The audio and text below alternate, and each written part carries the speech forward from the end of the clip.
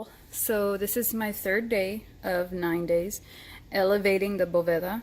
And what you're doing is essentially you are metaphorically as well as spiritually elevating your spiritual court. So originally I had them down on the ground, and then I moved them to this drawer, which is a little bit more elevated. And then from here, I'm going to put a board underneath all this so that they're elevated a step higher.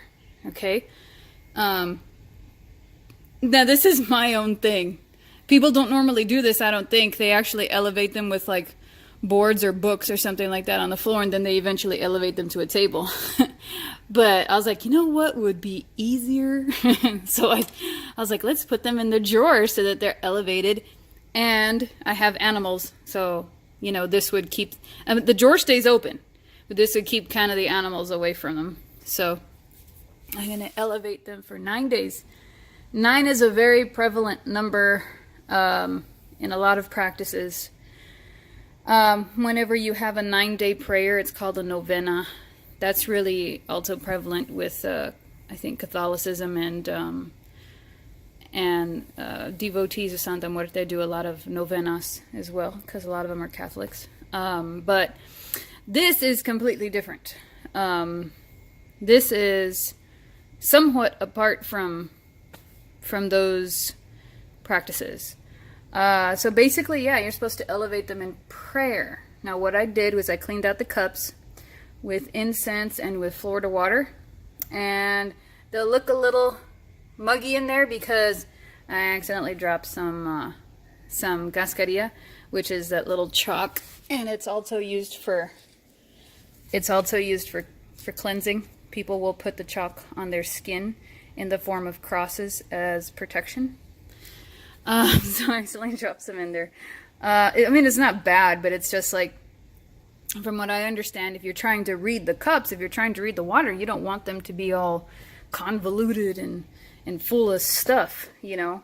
But then at the same time, I've also heard of people putting things in there like herbs and flowers, bay leaves, you know, stuff like that. So I'm gonna change them out tonight anyway. So the rose got a little wilted because the ferret knocked over this vase that had good water in it.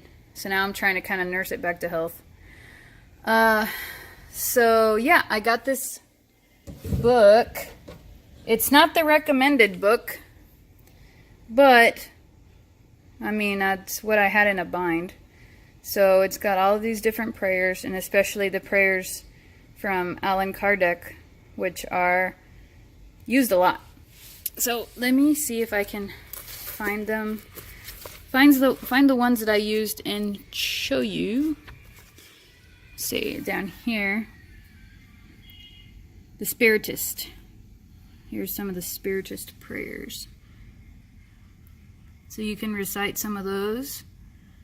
And, you know, then there's a bunch of other prayers in here to different saints for different causes. Let me see. There you go.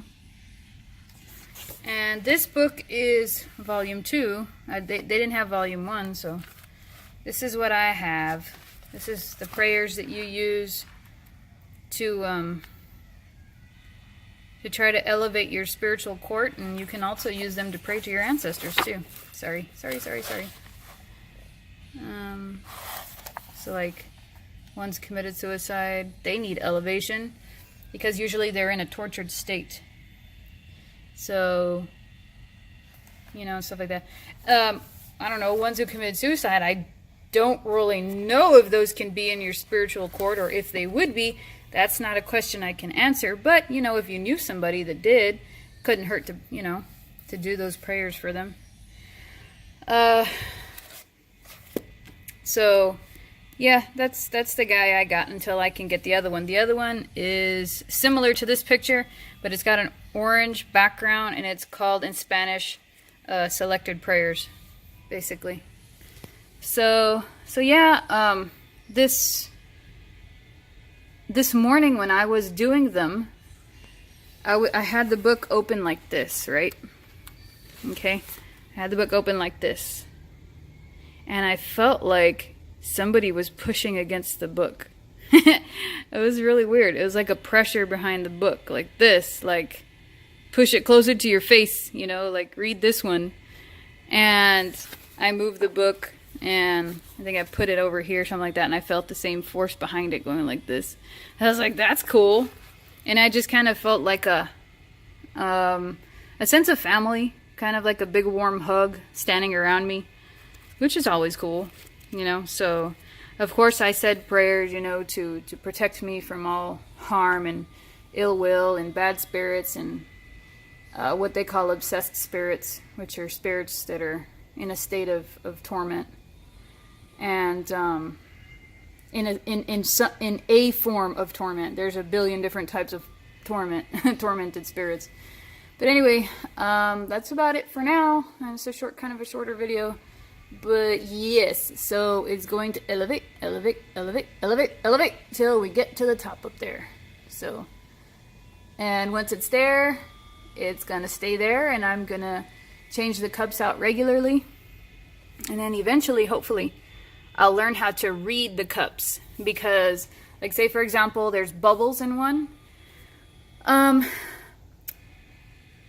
heard different things, but the consensus usually says that that is indication that there are spirits around. Does it indicate they're good or bad? I don't know, but it just means they're around. So, I'm assuming you want to do more of your prayers, you want to do maybe a cleansing. I guess it just depends on the vibe you get, or just depends on other factors as to how you tell what kind what kind of spirits around you and who is around you. So, still a lot of learning to do. So, but so far I like it. Seems to be pretty fun. And serves a higher purpose. No pun intended. Anyway, we'll see you guys next time.